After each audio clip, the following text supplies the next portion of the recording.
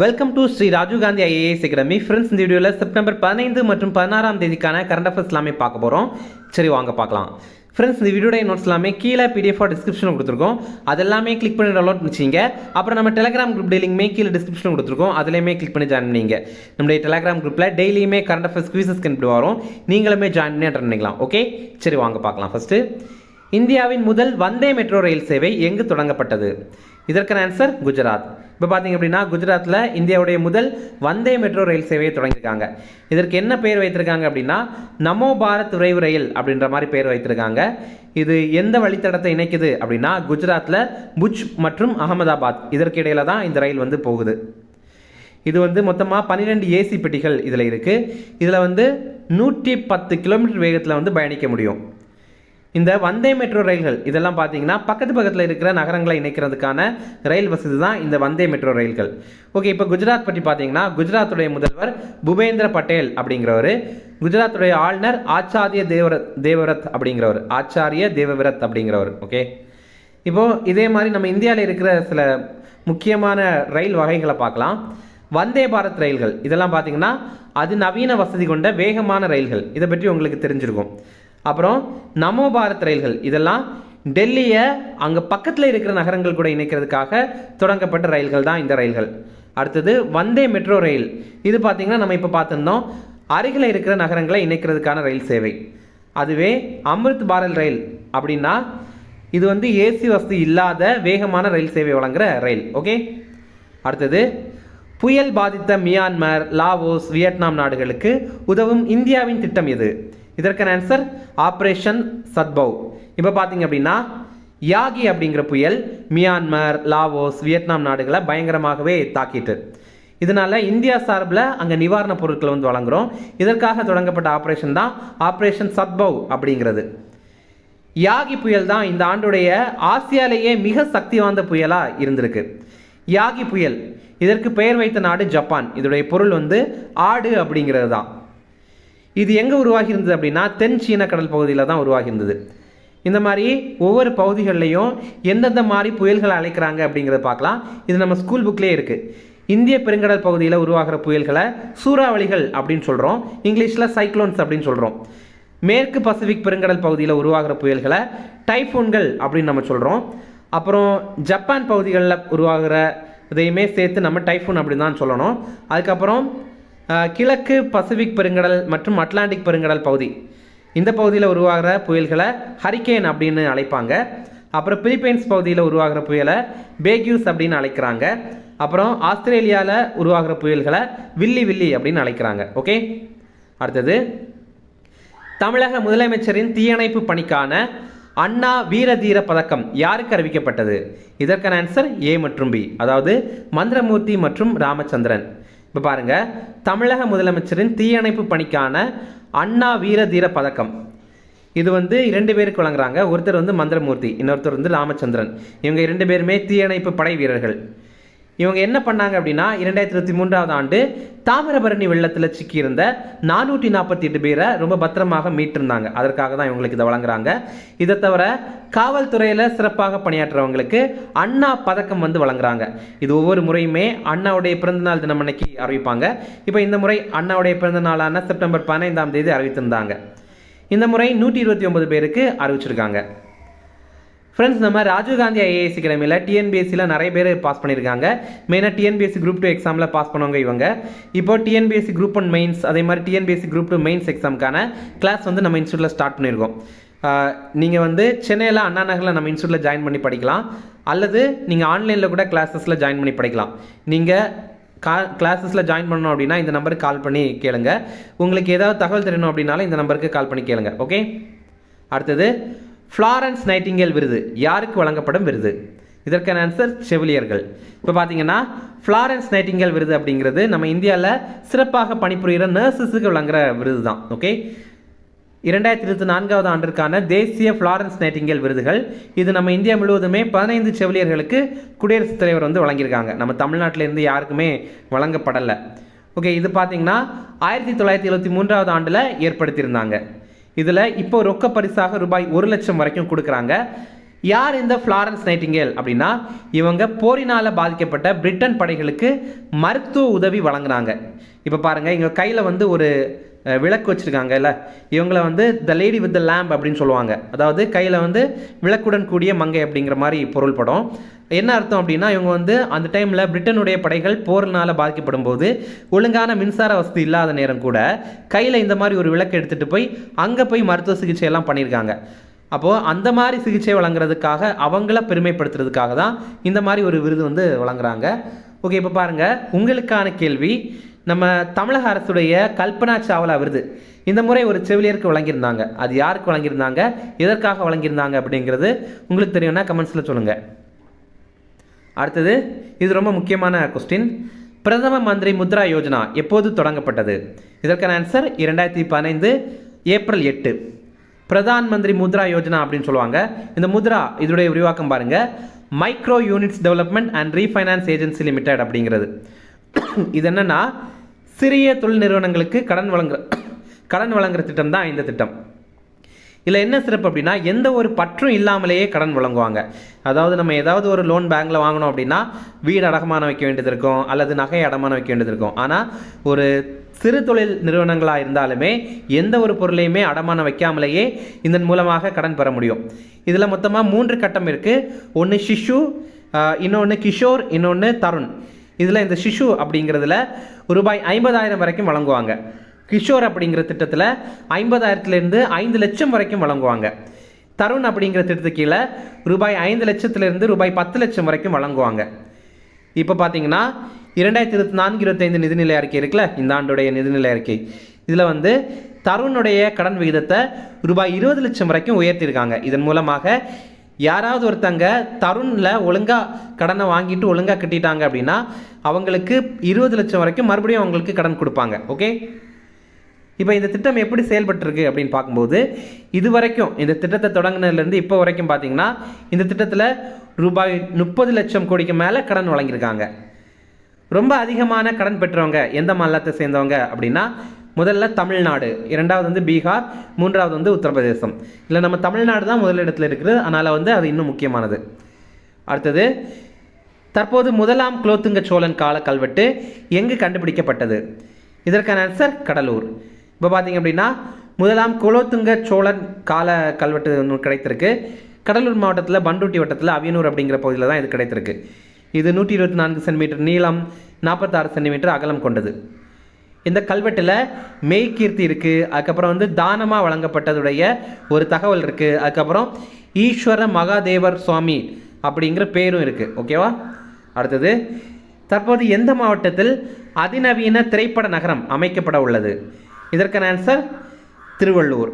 இப்போ பார்த்தீங்க அப்படின்னா திரைப்பட நகரம் அப்படின்னா அங்கே வந்து சினிமா ஷூட்டிங்குக்கு ஏற்ற மாதிரி நிறைய வந்து விஷயங்கள் அமைப்பாங்க. இது மட்டும் இல்லாமல் அங்கே அது சுற்றுலா பயணிகளுக்கு ஏற்ற மாதிரியும் அதை அமைப்பாங்க. அதனால் நிறைய பேர் வந்து சுற்றுலாவுக்கும் அங்கே போக முடியும். ஓகே, இப்போ பார்த்தீங்கன்னா இது எங்கே அமைக்க போகிறாங்க அப்படின்னா திருவள்ளூர் மாவட்டத்தில் குத்தம்பாக்கம் அப்படிங்கிற பகுதியில் தான் அமைக்க போகிறாங்க. ரூபாய் 500 கோடியில் ரொம்ப அதிநவீனமாக இந்த திரைப்பட நகரத்தை அமைக்க போகிறாங்க. 152 ஏக்கர் பரப்பளவில் அமைக்க போகிறாங்க. நம்ம தமிழ்நாட்டுடைய தமிழ் வளர்ச்சி மற்றும் செய்தித்துறை அமைச்சரான மு.பெ. சாமிநாதன் அவர்கள் தான் இந்த தகவலை நமக்கு சொல்லியிருக்காரு. அடுத்தது, தற்போது பிரசல்ஸில் நடைபெற்ற டைமண்ட் லீக் போட்டியில் நீரஜ் சோப்ரா பெற்ற பதக்கம் எது? இதற்கான ஆன்சர் வெள்ளி. இப்போ பார்த்தீங்க அப்படின்னா பிரசல்ஸில் டைமண்ட் லீக் போட்டி நடைபெற்றது. இதில் நம்ம இந்தியாவுடைய வீரரான நீரஜ் சோப்ரா 87.86 மீட்டர் தொலைவுக்கு ஈட்டி எறிந்து வெள்ளி வென்றிருந்தார். இந்த போட்டி பெல்ஜியமுடைய தலைநகரான பிரசல்ஸில் தான் நடைபெற்றது. இதே மாதிரி இப்போ ரீசெண்டாக இந்த ஆண்டுக்கான பாரிஸ் ஒலிம்பிக் போட்டியில் நீரஜ் சோப்ரா வெள்ளி ஜெயிச்சிருந்தார். அவர் 89.45 மீட்டர் வந்து எறிந்து வெள்ளி ஜெயிச்சிருந்தார். இதே மாதிரி இந்த ஆண்டு நடைபெற்ற பாரிஸ் பாராலிம்பிக் ஈட்டியதில் தங்கம் வென்றது யாரெல்லாம் அப்படின்னா நம்ம இந்தியாவிலேருந்து 2 பேருக்கு வழங்கியிருந்தாங்க. ஒருத்தர் சுமித் தண்டில் அப்படிங்கிறவர், இன்னொருத்தர் வந்து நவ்தீப் சிங். இல்லை இந்த நவ்தீப் சிங் இருக்கார்ல, நவ்தீப் சிங், இவர் வந்து முதல்ல வெள்ளி தான் வென்றிருந்தார். ஆனால் தங்கம் வேற ஒரு வீரர் வென்றிருந்தார். அவர் தங்கம் வென்றதுக்கு அப்புறம் அவர் தீவிரவாதிகளுடைய, அதாவது பயங்கரவாத அமைப்புகளுடைய கொடியை வந்து காட்டியிருந்தார். அதனால் அவருடைய தங்கத்தை வந்து பறிச்சுட்டாங்க, இவருக்கு அந்த தங்கத்தை கொடுத்துட்டாங்க. அடுத்தது பார்த்திங்கன்னா நம்முடைய தமிழக முதல்வர் அமெரிக்காவுக்கு வந்து பயணம் பண்ணியிருந்தார். அதில் சில முதலீடுகள் வந்து ஈர்த்திருக்காரு. அதை பற்றி பார்க்கலாம். இதில் மொத்தமாக 19 நிறுவனங்கள் கூட ஒப்பந்தம் போட்டிருக்காங்க. இதன் மூலமாக ஈர்க்கப்பட்ட மொத்த முதலீடுகள் ரூபாய் 7,616 கோடி மதிப்பில். இதன் மூலமாக நம்ம தமிழ்நாட்டில் 11,500க்கு மேலே, அதாவது 11,500க்கு மேற்பட்டவங்களுக்கு வேலை கிடைக்கும் அப்படின்ற மாதிரி எதிர்பார்க்கப்படுது. இல்லை ரொம்ப ரொம்ப அதிகமாக எந்த நிறுவனம் கூட வந்து முதலீடு ஒப்பந்தம் பண்ணியிருக்காங்க அப்படின்னா ஜாபில் நிறுவனம், அப்புறம் ட்ரில்லியன் நிறுவனம். இந்த நிறுவனம் தான் இது வந்து 2,000 கோடி அந்த அளவுக்கு ஒப்பந்தம் பண்ணியிருக்காங்க. இதை தவிர முக்கியமாக நோட் பண்ண வேண்டிய விஷயங்கள் இதில் இருக்குது. அஷூரண்ட் அப்படிங்கிற நிறுவனம் பார்த்தீங்கன்னா சென்னையில் உலகளாவிய திறன் மையம் அமைக்க போகிறோம் அப்படின்னு சொல்லியிருக்காங்க. அதற்கான ஒப்பந்தம் வந்து போட்டிருக்காங்க. அடுத்தது மைக்ரோசாஃப்ட் நிறுவனம் தரவு மையம் விரிவாக்கம் மற்றும் ஏஐ திறன் முயற்சிகளை உருவாக்குறதுக்கு நம்ம வந்து அவங்கள அழைத்திருக்கிறோம். அவங்க வந்து அதுக்கு இனிமேல் தான் ஆன்சர் பண்ண போகிறாங்க. அடுத்தது ஆட்டோடெஸ்க் நிறுவனம். இவங்க பார்த்திங்க அப்படின்னா இளைஞர்களுக்கு திறன் மேம்பாடு பயிற்சிகள் வழங்க போகிறாங்க. கூடவே சிறு குறு மற்றும் நடுத்தர நிறுவனங்கள் மற்றும் புத்தொழில் வலுப்படுத்துதலுக்கு இவங்க வந்து உதவி பண்ண போகிறாங்க, ஆட்டோடெஸ்க் நிறுவனம். அதுக்கப்புறம் பார்த்திங்கன்னா கூகுள் நிறுவனம். இவங்க வந்து செயற்கை நுண்ணறிவு ஆய்வகங்கள் நிறுவுவதற்காக இவங்க கூட புரிந்துணர்வு ஒப்பந்தம் வந்து போட்டிருக்கோம். ஓகேவா, இதெல்லாம் முக்கியமானது. ஓகே, அடுத்தது இம்பார்ட்டன்ட் டேஸ் பார்க்கலாம். உலக முதலுதவி தினம் இது வந்து செப்டம்பர் 14ஆம் தேதி. வேர்ல்டு ஃபர்ஸ்ட் எய்டு டே இது செப்டம்பர் மாதத்துடைய 2வது சனிக்கிழமை தான் ஒவ்வொரு ஆண்டும் கடைபிடிக்கிறாங்க. அப்படி பார்க்கும்போது இந்த முறை நமக்கு செப்டம்பர் 14ஆம் தேதி தான் அந்த தினம். இந்த ஆண்டுக்கான கருப்பொருள் என்ன அப்படின்னா முதலுதவி மற்றும் விளையாட்டு அப்படிங்கிறது, ஃபர்ஸ்ட் எய்ட் அண்ட் ஸ்போர்ட்ஸ் அப்படிங்கிறது தான். இப்போது தமிழக அரசு சார்பில் ரீசெண்டாக இதற்காக ஒரு திட்டம் தொடங்கியிருந்தாங்க. 6 உயிர் அனைவரும் உயிர் காப்போம் திட்டம் அப்படிங்கிறதா இந்த திட்டத்துடைய பேர். இது எப்போ தொடங்கியிருந்தாங்க அப்படின்னா இந்த 2024ஆம் ஆண்டு ஜூலை 6ஆம் தேதி தொடங்கியிருந்தாங்க. இதற்கான தொடக்க விழா சென்னையில் தலைமை செயலகத்தில் நடைபெற்றது. இது என்னென்னா நம்ம தமிழகத்தில் இருக்கிற அனைவருக்குமே அடிப்படையான உயிர் காக்கிற பயிற்சியை வழங்கணும் அப்படிங்கிறது தான். அதாவது அனைவருக்குமே சிபிஆர் பண்ணுறது எப்படி அப்படிங்கிறத வந்து சொல்லிக் கொடுக்குறது தான். இதை பற்றி நம்ம லைட்டாக இப்போ தெரிஞ்சுக்கலாம். பாருங்கள், இப்போ யாருக்காவது வந்து ஹார்ட் அட்டாக் வந்துச்சு அப்படின்னா நம்ம அவங்கள சிபிஆர் பண்ணி காப்பாற்ற முடியும். எப்படின்னா உங்கள் கைகளை வந்து இந்த மாதிரி நீங்கள் வந்து இணைக்க வேணும், இந்த மாதிரி இணைக்கணும். அதுக்கப்புறம் அவங்களுடைய நெஞ்சில் கரெக்டாக இந்த பகுதியில் வைக்கணும். வச்சுட்டு பார்த்தீங்கன்னா ஒரு நிமிஷத்திற்கு 100லிருந்து 120 முறை வந்து அதை அழுத்தணும். எவ்வளவு ஆழத்துக்கு அழுத்தணும் அப்படின்னா ஒரு 2 இன்ச்சு ஆழத்துக்கு வந்து அழுத்தணும். இந்த மாதிரி இருந்தால் அவங்க வந்து பொழைச்சிடுவாங்க. ஓகே, இந்த மாதிரி இருக்கிறது தான் சிபிஆர். இது வந்து இந்த திட்டத்தின் மூலமாக எல்லாருக்குமே பயிற்சி வழங்க போகிறாங்க. அடுத்தது தேசிய ஹிந்தி தினம். இது செப்டம்பர் 14ஆம் தேதி நேஷனல் ஹிந்தி டே. அதுவே உலக ஹிந்தி தினம் அப்படிங்கிறது ஜனவரி 10ஆம் தேதி. ரெண்டுலேயுமே வித்தியாசம் இருக்குது. அதே நம்ம இந்தியாவுடைய கான்ஸ்டியூஷனில் இருக்கிற ஆர்டிகிள் 343 1 என்ன சொல்லுது அப்படின்னா இந்தி இந்தியாவுடைய அதிகாரப்பூர்வ மொழி அப்படின்னு சொல்லுது. அதில் தேவநாகரி வடிவம், அந்த வடிவத்தை வந்து அதிகாரப்பூர்வ மொழியாக அங்கீகரிச்சிருக்காங்க. ஆனால் ஆர்டிகல் 343 2 என்ன சொல்லுது அப்படின்னா ஆங்கிலமும் அதிகாரப்பூர்வ மொழியாக பயன்படுத்தலாம் அப்படின்ற மாதிரி சொல்லியிருக்காங்க. ஆனால் 15 ஆண்டுகளுக்கு அப்படின்ற மாதிரி தான் சொல்லியிருக்காங்க. ஏன்னா முதல்ல வந்து ஹிந்தி தான் இருக்குது அப்படின்னா நிறைய பேருக்கு அது புரியாது, நிறைய பேருக்கு அது தெரியாது. அப்போது அதுக்குள்ளாடி ஒரு 15 ஆண்டுகள்லேயே எல்லாருமே அதை கற்றுப்பாங்க அப்படிங்கிறது தான். இதற்காக தான் முதல்ல 15 ஆண்டுகள் அப்படின்னு சொன்னாங்க. ஆனால் அதுக்கடுத்து என்ன சொன்னாங்க அப்படின்னா வேணும் அப்படின்னா அதை வந்து எக்ஸ்டெண்ட் பண்ணிக்கலாம், அதை வந்து அதுக்கு அடுத்தது கால நீட்டிப்பு பண்ணிக்கலாம் அப்படின்னு அதுக்கேற்ற மாதிரி அடிக்கடி எக்ஸ்டெண்ட் பண்ணிகிட்டே இருக்காங்க. இப்போ வரைக்கும் அது இருக்குது. ஓகே, அடுத்தது உலக மக்களாட்சி தினம். இது செப்டம்பர் 15ஆம் தேதி. வேர்ல்டு டெமோக்ரஸி டே. டெமோக்ரஸி அப்படிங்கிறது ஒரு கிரேக்க வார்த்தை. ஓகேவா, இதில் நமக்கு கன்ஃபியூஸ் ஆகிறோம். கிரேக்க வார்த்தையா இல்லை லத்தீன் வார்த்தையா அந்த மாதிரியெல்லாம். இது ஒரு கிரேக்க வார்த்தை தான். இல்லை டெமோஸ் அப்படிங்கிறதுடைய அர்த்தம் மக்கள் அப்படிங்கிறது, கிராட்டோஸ் அப்படிங்கிறது அதிகாரம். அப்போ மக்களுக்கு அதிகாரம் கொடுக்கறது தானே மக்களாட்சி, அதனால அதுதான் பொருள்படுது. அடுத்தது தேசிய பொறியாளர் தினம். இது செப்டம்பர் 15ஆம் தேதி நேஷனல் இன்ஜினியர்ஸ் டே. இந்தியாவுடைய முதல் பொறியாளர் யார் அப்படின்னா விஸ்வேஸ்வரையா அப்படிங்கிறவர் தான். அவருடைய பிறந்த தினம் தான் இந்த தினம். 1861ஆம் ஆண்டு செப்டம்பர் 15ஆம் தேதியில் இவர் பிறந்தார். இவர் மைசூர் பகுதியை சேர்ந்தவர். நம்ம இந்தியாவுடைய பொறியியல் வளர்ச்சிக்காக நிறைய பண்ணியிருக்காரு. அவருக்காக தான் இந்த ஒரு தினத்தை நம்ம வந்து கடைபிடிக்கிறோம். இவர் ஒரு சிவில் இன்ஜினியர், இவர் ஒரு கட்டட பொறியாளர். ஓகே, 1955ஆம் ஆண்டு இந்தியாவுடைய மிக உயரிய விருதான பாரத ரத்னா விருது கூட இவருக்கு வழங்கியிருந்தாங்க. அடுத்தது உலக ஓசோன் பாதுகாப்பு தினம். இது செப்டம்பர் 16ஆம் தேதி. வேர்ல்டு ஓசோன் டே. இந்த ஆண்டுக்கான கருப்பொருள் மாண்ட்ரியல் நெறிமுறைகள், பருவநிலை நடவடிக்கைகளை மேம்படுத்துதல் அப்படிங்கிறது தான். Montreal protocol advancing climate actions அப்படிங்கிறது. இப்போ மாண்ட்ரியல் புரோட்டோகால் அப்படின்னா என்ன அப்படின்னா 1987 ஆண்டு செப்டம்பர் 16 கனடாவுடைய மாண்ட்ரியல் நகரில் வந்து ஒரு ஒப்பந்தம் போட்டிருந்தாங்க. என்ன அப்படின்னா இந்த ஓசோனை நம்ம பாதுகாக்கணும் அப்படிங்கிறது தான். அப்போ அதோடைய நினைவாக தான் செப்டம்பர் 16 உலக ஓசோன் பாதுகாப்பு தினமாக நம்ம கொண்டாடுறோம். இதில் பாருங்கள், நம்ம எக்ஸாமில் வந்து முக்கியமாக கேட்குற ஒரு கொஸ்டின் எதுவாக இருக்கும் அப்படின்னா ஓசோன் வந்து எங்கே இருக்குது அப்படிங்கிறது தான்.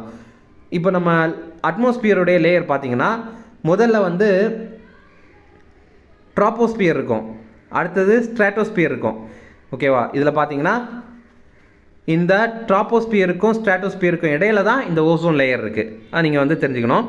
இந்த ஓசோன் தான் சூரியன்லேருந்து வர பிற ஊதா கதிர்கள் இருக்குல்ல, புற ஊதா கதிர்கள் இருக்குல்ல, அல்ட்ரா வயலட் ரேஸ், அதிலிருந்து நம்மளை வந்து பாதுகாக்கிறது. ஓகே, இப்போ பாருங்கள், இனிமேல் ரிவிஷன் பார்க்கலாம். இந்தியாவின் முதல் வந்தே மெட்ரோ ரயில் சேவை எங்கு தொடங்கப்பட்டது? இதற்கான ஆன்சர் குஜராத். அடுத்தது, புயல் பாதித்த மியான்மர், லாவோஸ், வியட்நாம் நாடுகளுக்கு உதவும் இந்தியாவின் திட்டம் இது? இதற்கான ஆன்சர் ஆபரேஷன் சத்பவ். அடுத்தது, தமிழக முதலமைச்சரின் தீயணைப்பு பணிக்கான அண்ணா வீர தீர பதக்கம் யாருக்கு அறிவிக்கப்பட்டது? இதற்கான ஆன்சர் ஏ மற்றும் பி, அதாவது மந்திரமூர்த்தி மற்றும் ராமச்சந்திரன். அடுத்தது, ஃப்ளாரன்ஸ் நைட்டிங்கேல் விருது யாருக்கு வழங்கப்படும் விருது? இதற்கான ஆன்சர் செவிலியர்கள். உங்களுக்கான கேள்வி, இந்த ஆண்டு தமிழக அரசுடைய கல்பனா சாவ்லா விருது பெற்ற செவிலியர் யார் அப்படிங்கிறது தெரியும்னா கமெண்ட்ஸில் சொல்லுங்கள். அடுத்தது, பிரதம மந்திரி முத்ரா யோஜனா எப்போது தொடங்கப்பட்டது? இதற்கான ஆன்சர் ஏப்ரல் 8, 2015. அடுத்தது, தற்போது முதலாம் குலோத்துங்க சோழன் கால கல்வெட்டு எங்கு கண்டுபிடிக்கப்பட்டது? இதற்கான ஆன்சர் கடலூர். அடுத்தது, தற்போது எந்த மாவட்டத்தில் அதிநவீன திரைப்பட நகரம் அமைக்கப்பட உள்ளது? இதற்கான ஆன்சர் திருவள்ளூர். அடுத்தது, தற்போது பிரசல்ஸில் நடைபெற்ற டைமண்ட் லீக் போட்டியில் நீரஜ் சோப்ரா பெற்ற பதக்கம் எது? இதற்கான ஆன்சர் வெள்ளி. அவ்வளோதான் ஃப்ரெண்ட்ஸ், இந்த வீடியோ பிடிச்சிருந்தா கண்டிப்பாக லைக் பண்ணுங்கள், நம்முடைய சேனலுக்கு சப்ஸ்கிரைப் பண்ணி வச்சுங்க, உங்களுடைய நண்பர்களுக்குமே ஷேர் பண்ணுங்கள், கண்டிப்பாக அவங்களுக்கும் பயனுள்ளதாக இருக்கும். Okay, thank you. Chennai Shri Rajiv Gandhi IAS அகாடமியில் UPSC, TNPSC Group 1, Group 2 மற்றும் TNPSC civil judge, APP exam உட்பட police sub inspector, field surveyor, land draftsman ஆகிய பணிகளுக்கான சிறப்பு கோச்சிங்ல ஜாயின் பண்ணுங்க. 100% பாஸ் பண்ணுங்க, அரசு அதிகாரி ஆயிடுங்க.